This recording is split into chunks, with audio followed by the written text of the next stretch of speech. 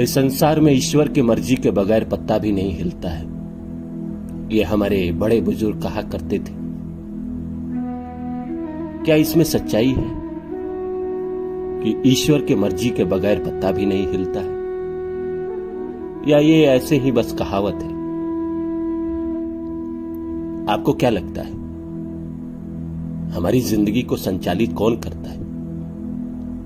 हम खुद करते हैं या ईश्वर करते हैं?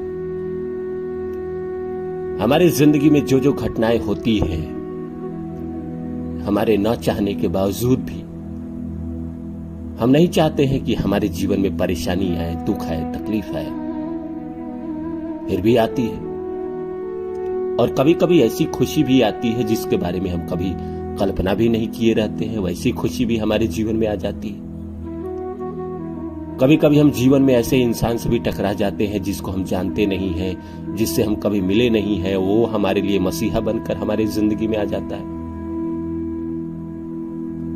ये सब कैसे होता है? इसमें हमारा क्या योगदान है?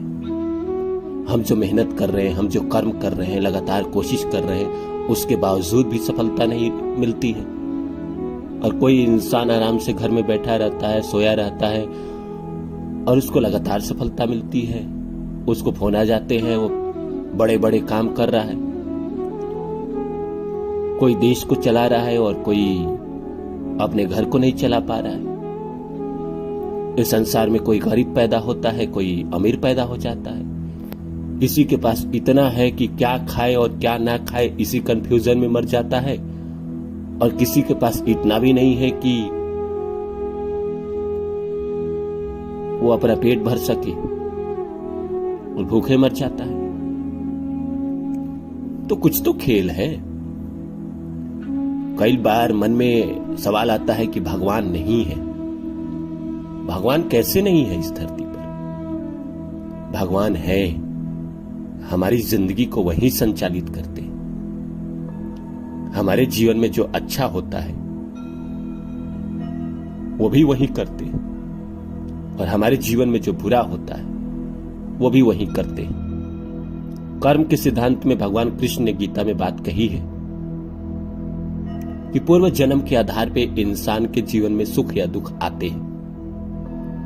और मैं भी इस बात को मानता हूं कि पूर्व जीवन के आधार पे ही इंसान के जीवन में सुख या दुख आते हैं, क्योंकि भगवान इतना अन्यायी नहीं है कि किसी को गरीब और किसी को अमीर बनाएंगे, किसी को कैंसर दे देंगे और किसी को राजा बना देंगे, किसी को इतना अच्छा शरीर दे देंगे हष्ट पुष्ट की वो जीवन भर निरोगी काया रहे।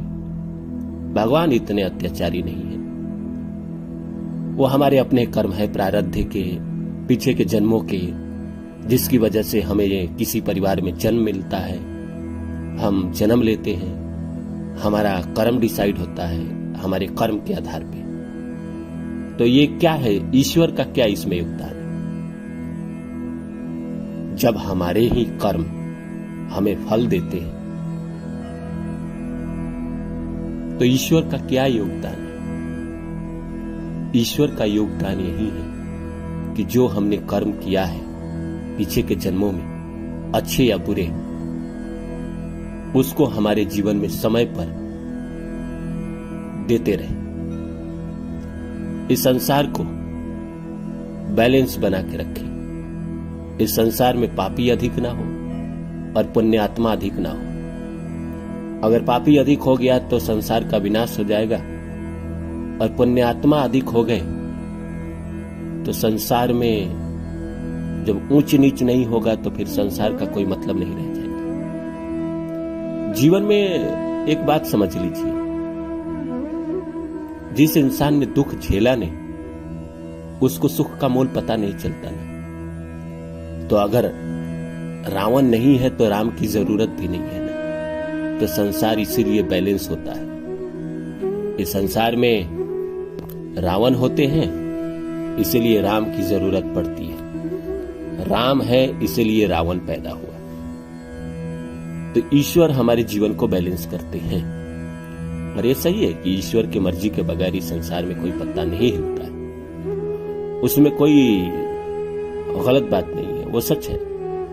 ईश्वर चाह ले तो हमारी जिंदगी को बदल दे, ईश्वर का जो लोग स्मरण करते रहते हैं, जो भक्ति भाव से उनकी पूजा करते रहते हैं, इस जीवन में बेशक वो कष्ट भोगते हैं क्योंकि प्रारब्ध को सधाते हैं, उसके बावजूद भी ईश्वर उसका दामन थामे रहते हैं, उसको सही मार्ग दिखाते हैं, सही रास्तों पे लाते हैं, उससे सही कर्म कराते हैं। इंसान कर्म भी तो ईश्वर के दिखाए गए मार्ग से ही करता है। अगर मान लीजिए हमारे पीछे के जन्म में पुण्य है, पाप है, दोनों है, तो हम पाप भी तो अधिक कर सकते हैं, लेकिन नहीं, हमको ईश्वर बैलेंस बनाकर रखते हैं जीवन में। जो साधारण मनुष्य होता है उसके जीवन में भी ईश्वर बैलेंस बना के रखते हैं। आपने सुना ही है ना, तमस रजस और सत्व, ये देता कौन है इंसान के शरीर में? ईश्वर ही देते हैं जन्म के समय। उसके आधार पे पूरी जिंदगी निर्धारित होती है और कर्म तो होता ही। मैं हाल में ही मिथुन चक्रवर्ती का इंटरव्यू देख रहा था। उसे एक एंकर ने पूछा कि आप लगातार काम कर रहे हैं, ये बात 90 के दशक की है। उस समय मिथुन चक्रवर्ती बहुत बड़े स्टार थे। अमिताभ बच्चन के बाद दूसरा नाम था उनका, जो लगातार उनकी फिल्में चल रही थी, प्यार झुकता नहीं है और भी बहुत सारी फिल्में, पति पत्नी तोयफ और बहुत सारी फिल्में थी। तो उसी दौरान की ये इंटरव्यू है कि आप इतने सारे फिल्म कर रहे हैं, हिट हो रही है, सफलता आपको मिल रही है, कैसे हुआ? तो उन्होंने कहा नसीब और ईश्वर। एंकर ने बोला कि तो आपको लगता है कि आपके टैलेंट का इसमें कोई रोल नहीं? उन्होंने कहा कि नसीब टैलेंट लेकर आती है, ईश्वर जब हम मेहरबान होते हैं या प्रारब्ध के जो कर्म खोलते हैं वो टैलेंट लेकर आता है इंसान के अंदर। वो कर्म करवा लेता है, वो मेहनत करा लेता है, वो आपको अच्छा बना देता है, इतना अच्छा बना देता है कि आप संसार में कुछ भी कर सको। ये दुनिया में जितने भी सफल लोग हुए हैं, जितने भी महान लोग हुए हैं, अब उनसे बात करोगे जो शीर्ष पे है सफलताओं के, तो वो कहेंगे कि बगैर ईश्वर के और बगैर नसीब के मैं यहां नहीं पहुंच सकता था।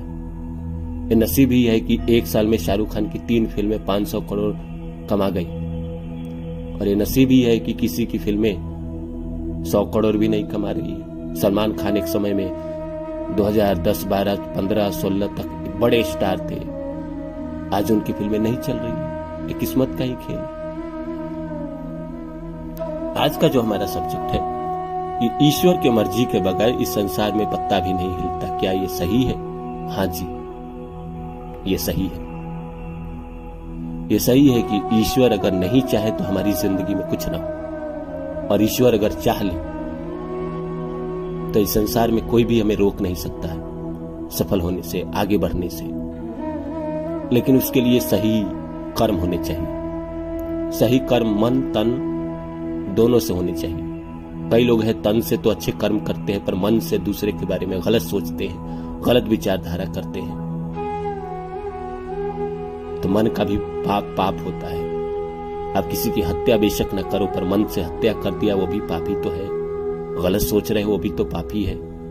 अगर मन तन से अगर आप अच्छे कर्म करते हो तो आपको जरूर एक ना एक दिन सफलता मिलती है, जरूर आपको ईश्वर देते हैं। इस संसार में ईश्वर ने भेजा ही है आपको इस संसार को भोग करने के लिए, इस संसार में आनंद लेने के लिए। ईश्वर का कोई उद्देश्य नहीं हो कि वो आपको कष्ट दे।